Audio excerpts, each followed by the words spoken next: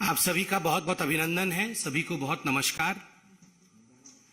और आज जो विषय को लेकर हमने आपके सामने ये प्रेस कॉन्फ्रेंस रखा है, स्वाभाविक रूप से आपको लगेगा मानो भारतीय जनता पार्टी हर दिन राहुल गांधी को माफी मांगने क्यों बोल रही है।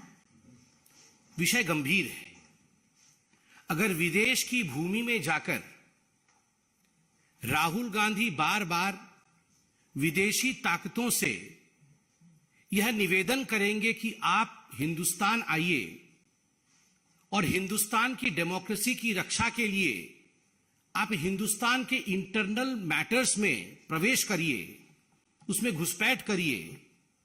अगर यूके से और यूएस से राहुल गांधी लंदन में बैठकर इस प्रकार का डिमांड करेंगे तो स्वाभाविक रूप से देश इसे एक बहुत ही सहज भाव से ग्रहण नहीं करेगा। और एक पॉलिटिकल पार्टी होने के नाते, विश्व की सबसे बड़ी पॉलिटिकल पार्टी जो लोकतांत्रिक तरीके से जनता के आशीर्वाद के माध्यम से चुनी गई हो, यह भारतीय जनता पार्टी का कर्तव्य है कि सड़क में भी और सदन में भी इस विषय को उठाए।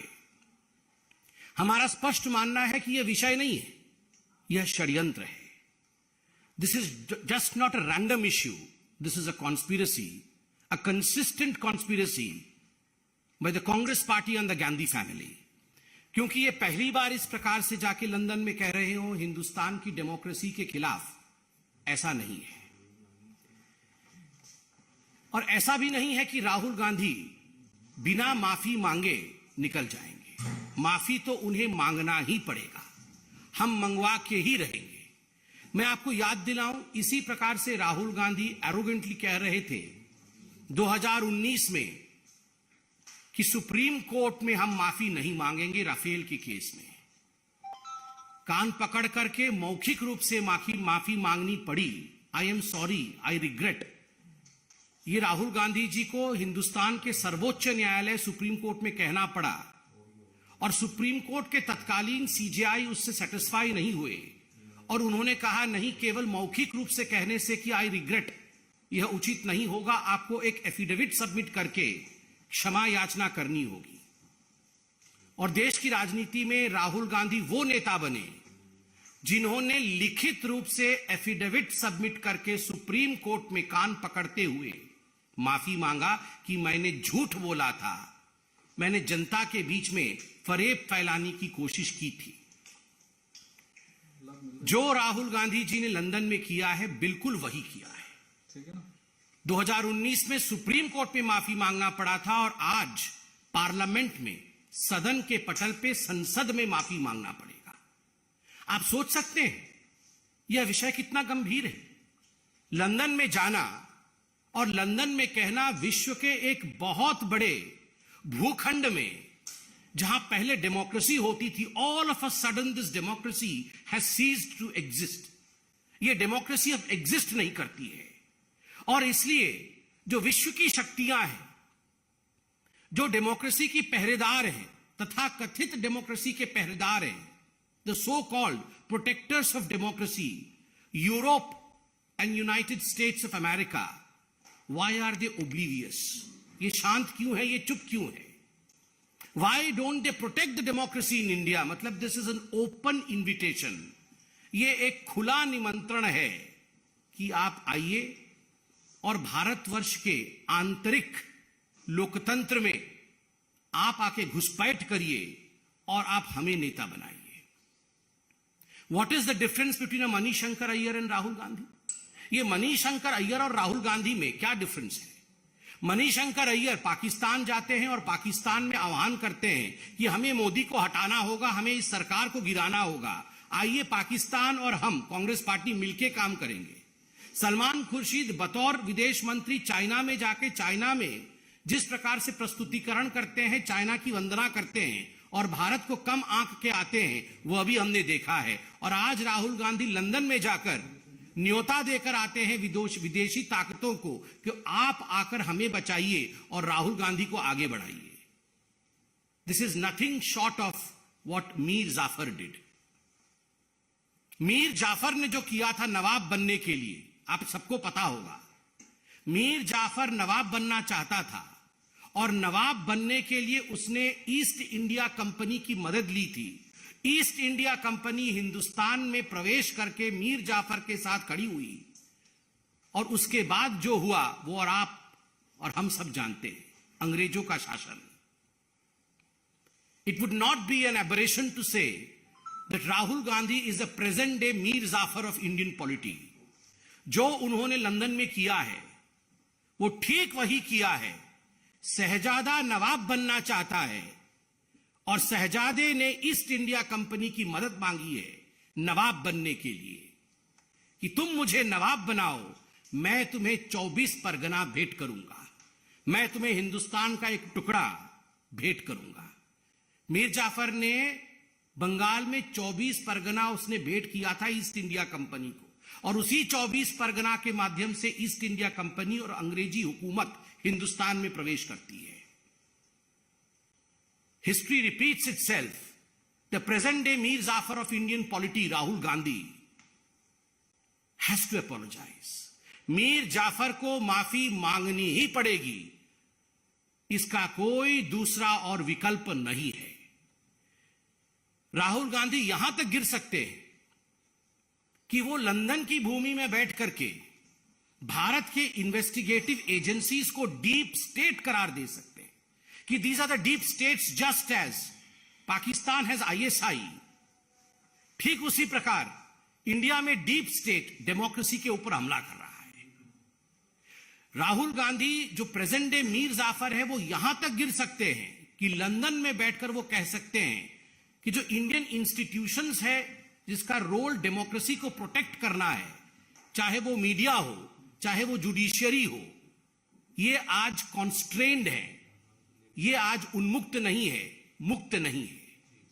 कमिटेड जुडिशियरी क्या होती थी ये आप इंदिरा जी के जीवनी में पढ़िए। किस प्रकार से आपातकाल के पश्चात और आपातकाल के दौरान जुडिशियरी के साथ खिलवाड़ कांग्रेस पार्टी ने किया था। व्हाट इज कमिटेड जुडिशरी, इसकी पूरी चैप्टर आज अवेलेबल है। It is a matter of research. Just because the शहजादा वॉन्ट्स टू बिकम नवाब, शहजादे को नवाब बनना है। कांग्रेस पार्टी में आज लोकतंत्र शेष नहीं है। कांग्रेस पार्टी जनता जनार्दन, हिंदुस्तान के जनता जनार्दन के आशीर्वाद से शहजादे को नवाब नहीं बना सकती है। इसलिए दूसरे देशों में जाकर शहजादे प्लीड करते हैं कि मुझे नवाब बनना है, तुम मेरी मदद करो। ये नहीं चलेगा शहजादा, ये नहीं चलेगा। आज आपको माफी मांगनी ही पड़ेगी। आपने कहा कि हमारी माइक्स ऑफ कर दी जाती है, democracy does not exist. Rahul ji आंकड़े लेके आए हैं आज आप पार्लियामेंट आए, आपके आंकड़े जो भारतीय जनता पार्टी आज बता रही है, इन आंकड़ों पे गौर फरमाएं। अटेंडेंस शीट को देखें। राहुल जी का अटेंडेंस पार्लियामेंट में 52% है, जबकि नेशनल एवरेज 79% है। और स्टेट जहां से राहुल गांधी एमपी हैं अर्थात केरल का औसत 84% है। केरल के एमपी जो है वो 84% पार्लियामेंट आते हैं। नेशनल एवरेज लगभग 80% है और मात्र 52% टाइम्स राहुल गांधी पार्लियामेंट आते हैं। अधिकांश समय तो विदेश में ही रहते हैं। और आप कहते हैं कि हमारे माइक ऑफ कर देते हैं। आपका अटेंडेंस ऑफ है साहब, माइक तो ऑन है। दूसरा आंकड़ा participation in debates. Democracy, debates and discussion, they are the pillars of Indian constitution. अगर डेमोक्रेसी में डिबेट नहीं होगा, डिस्कशन नहीं होगा, तो डेमोक्रेसी का कोई मतलब नहीं है, कोई मायने नहीं है। डेमोक्रेसी की आत्मा डिबेट होती है। और राहुल गांधी ने मात्र 6 डिबेट्स में पार्टिसिपेट किया है अब तक इस सेशन में मतलब 2019 से।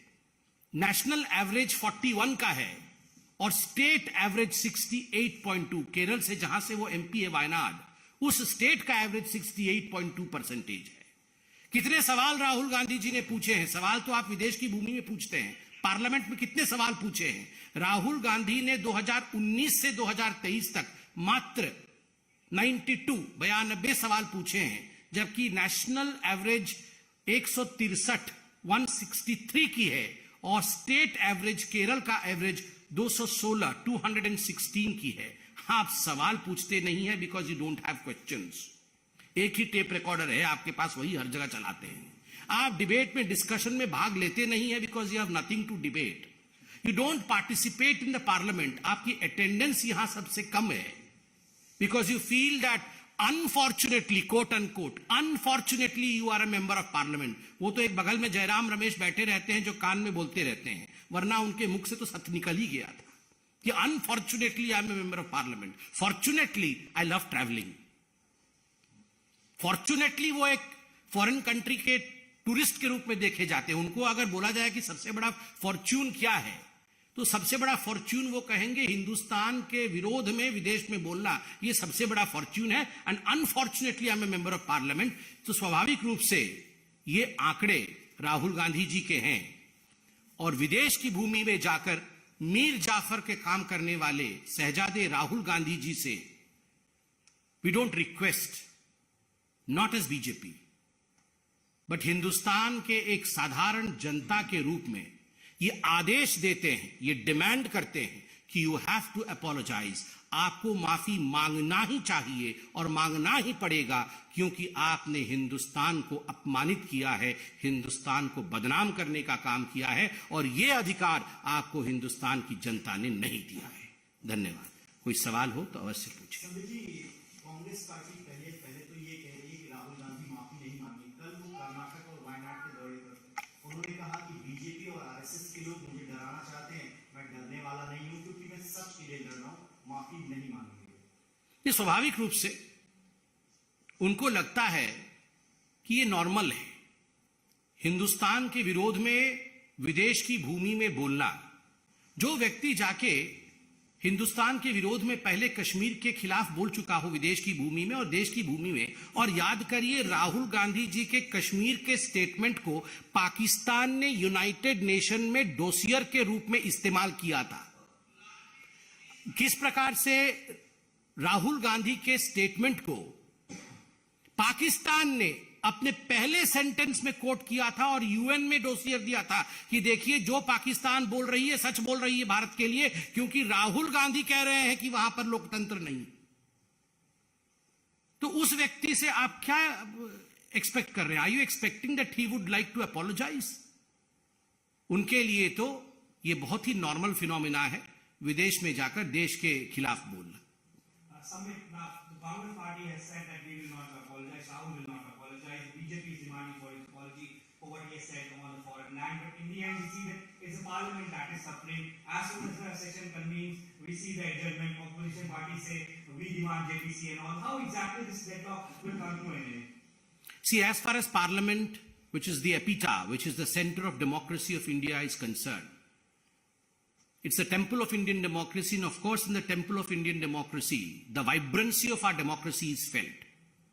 If an honorable member of parliament, of the same parliament, goes to a foreign destination and condemns the soul of Indian democracy, how do you believe Indian people and Indian parliament should react to it?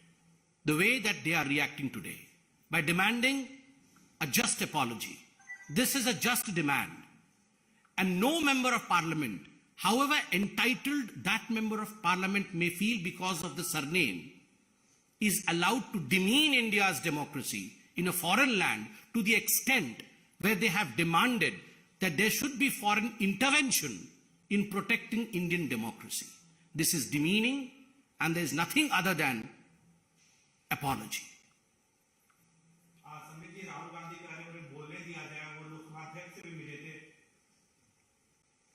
तो उनको बोलने से कौन रोकता है? मैंने अभी तो आपके सामने आंकड़े रखा है। वो पार्लियामेंट आएंगे तभी तो बोलेंगे। They follow the principle of no head no headache. हम आएंगे ही नहीं तो हम बोलेंगे कैसे? बोलने के लिए आपको रहना पड़ेगा ना। सरदर्द तभी होता है जब सर होता है।